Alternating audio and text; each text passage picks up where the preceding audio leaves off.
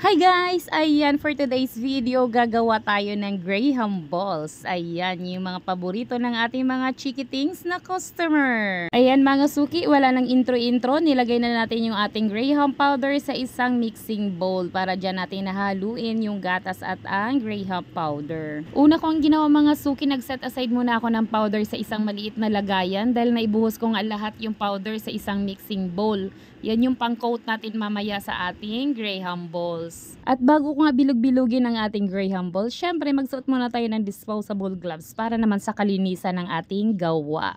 Naranasan ko na rin kasi mga suki gumawa ng walang disposable gloves, kaya lang madikit talaga sa palad, kaya para sa akin hindi talaga recommendable na gumawa ka ng nakakamay. Ayan na nga guys, ibinuhos ko na yung 1 can evaporated milk and 1 can na condensed milk. Huwag na natin masyadong damihan mga suki dahil matamis na rin naman yung powder na Graham powder. Kaya tama lang sa panlasa yung tagi-isang can. Malaking pack pala na Graham powder ang ginamit ko dyan mga suki. Kaya tagi-isang can talaga nilagay ko para naman nandun yung lasa pa rin ng gatas. Ayan guys, tuloy-tuloy lang ako sa paghalo. At kung sakaling gagawa man kayo nito, kayo pa rin ang magtatansya kung gaano ba kalambot na yung ating gagawing Graham Balls. At ayan na nga mga suki, yung nabili kong marshmallow sa supermarket, mura lang yan, wala pang 20 pesos. Yan yung gagamitin natin pang palaman sa ating Graham Balls.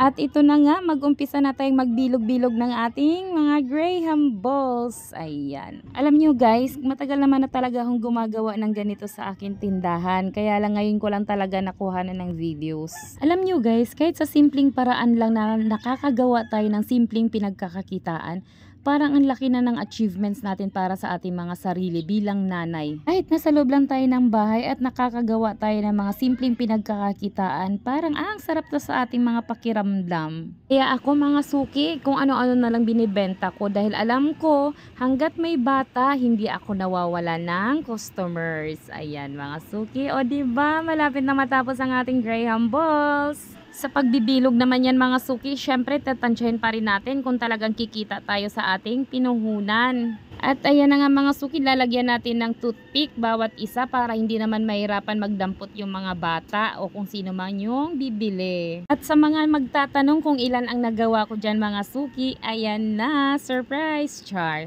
Ayan, nakagawa nga pala tayo ng 42 pieces. Ayan, puhunan natin dyan is 300 pesos. At ang benta ko naman ay 10 pesos each. Kaya hulaan nyo kung magkano ang mabibenta ko lahat. Ang makahula, bibigyan ko ng isang Graham Ball. Char! Ayan, thank you for watching mga suki. Bye-bye!